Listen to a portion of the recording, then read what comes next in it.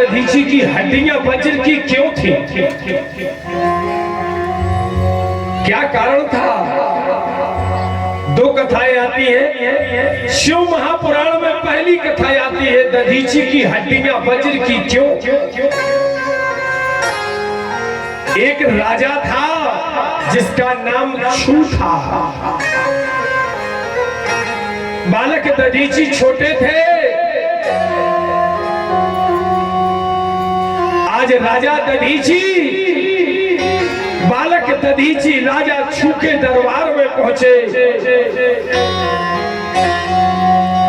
बालक दधीची ने राजा को नमन नहीं किया, प्रणाम नहीं किया। राजा छू कुपित होता है, क्रोधित होता है और कुपित होकर के कहने लगा, ब्राह्मण बालक, तू राज दरबार में आया है, तुझे राज दरबार की लोक रीति परंपरा पता नहीं, तू किसी राजा के दरबार में खड़ा है। बालक दधीची ने कहा, हे राजन, हमें मालूम है, अरे तुम राजा हो, हम तो जन्म से ही महाराजा है। क्या आप राजा हो?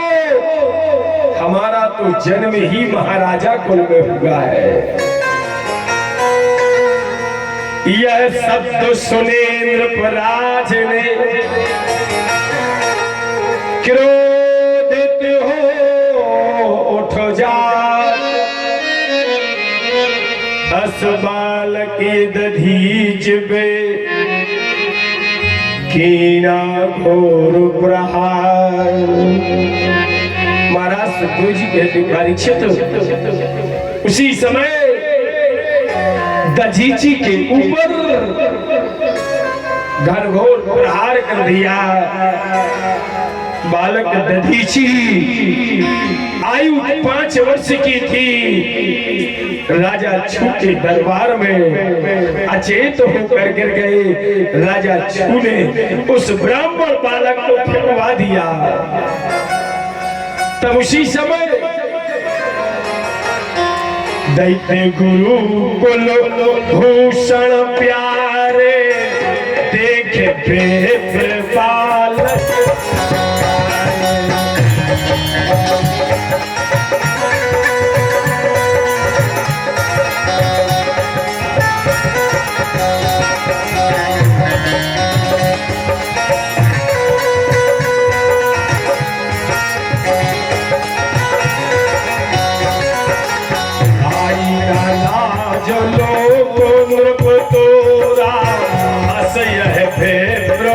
वंश कुल छोड़ा,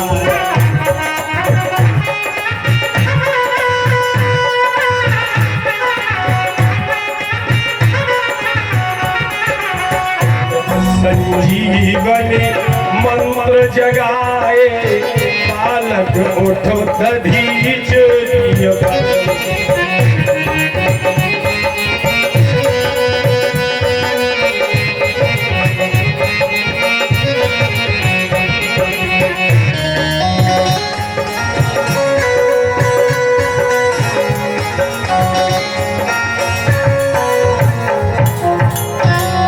भक्तवत्सल भगवान की। बालक दधीची अचेत पड़े हैं। दैत्य गुरु शुक्राचार्य आए और जैसे दैत्य गुरु शुक्राचार्य आए, ब्राह्मण बालक अचेत लेता है।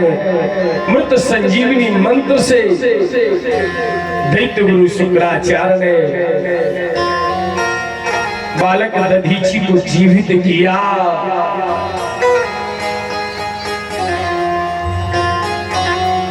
और बालक दधीची ने इतना तप किया भगवान शंकर का।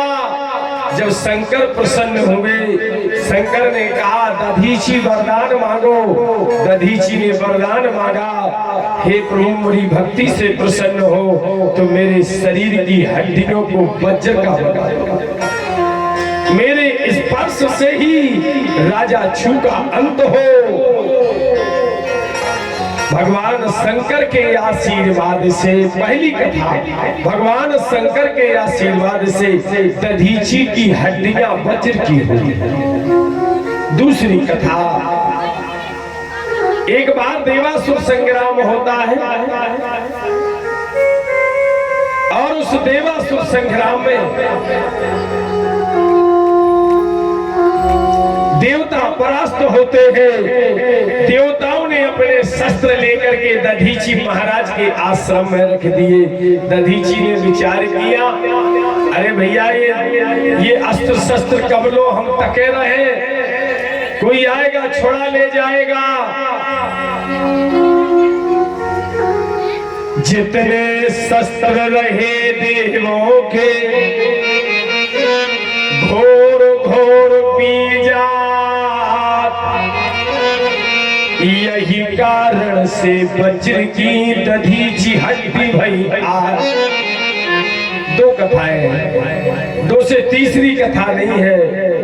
पहली, पूरी हड्डियों को पूरे शस्त्रों को घिस करके पी लिया, इसलिए दधीची की हड्डियां वज्र की हुई।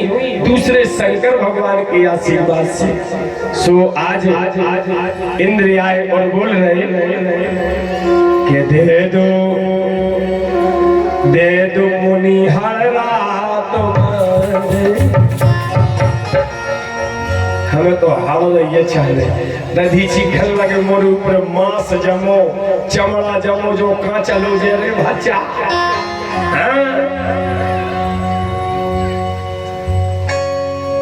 दधीची कहते हैं,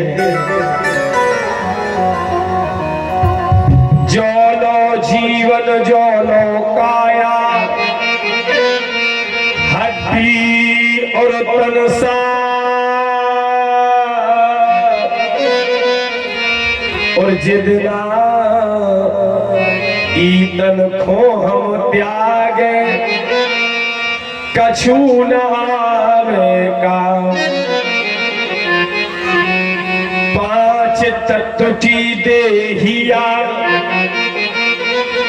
पांच तत्व में जा, और जिंदा में हम दान करेंगे, यही परोपकार धर्म है। आज क्या यही धर्म है? कपिला गाय आई है, दधीची महाराज के मांस को, चमड़े के ऊपर नमक छिड़का है। कपिला गाय ने दधीची महाराज की मांस चमड़े को चाट लिया। बच्चे हड़रा, दधीची की पत्नी आई है, रोने लगी। बाहर इंद्र, बाहर देवराज, अरे मेरे सुहाग को उचाड़ करके मेरे पति के अस्थियों से तू वज्र बनाएगा और जानेगा कि तू निष्पक्ष हो जाएगा, विपत्तियां नहीं आएगी।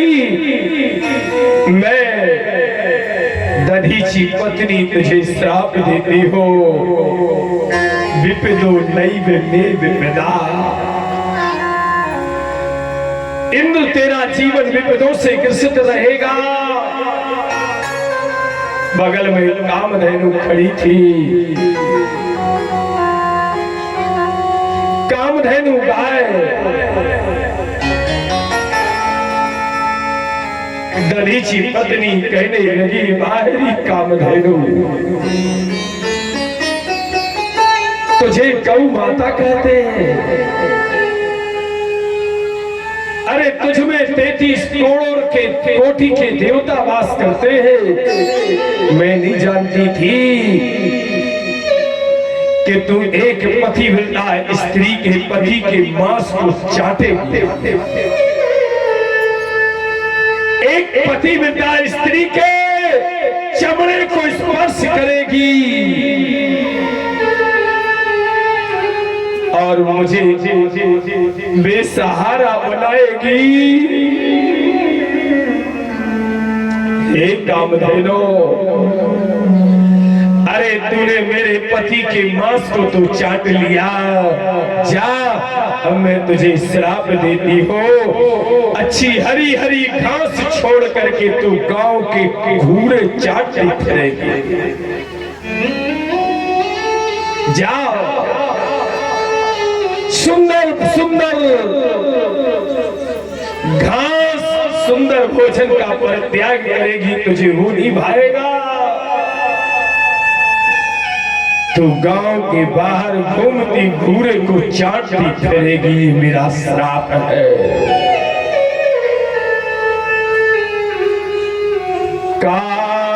कामधेनु यह श्राप सुनो दुई कर जोरे हाथ, गलती मेरी हुई है देवी, मैं करती हूँ स्वीकार। उस दिन से गौए घूरे चाटने लगी दधीची की पत्नी की श्राप। बोलो वृंदावन बिहारी लाल की। दधीची महाराज की अस्थियों से एक वज्र, दो धनुष, एक धनुष, ये दोनों धनुष कैलाश पर्वत पर शंकर के पास रखे गए। दधीची के प्राण शिवरुद्र नाम के धनुष में दधीची के प्राण आकर के रुक जाते हैं और वज्र लेकर के इंद्र ने वृत्तासुर पर प्रहार किया। ऐसे दधीची महाराज की हड्डियों के शस्त्र बने। बोलो भागवत भगवान की।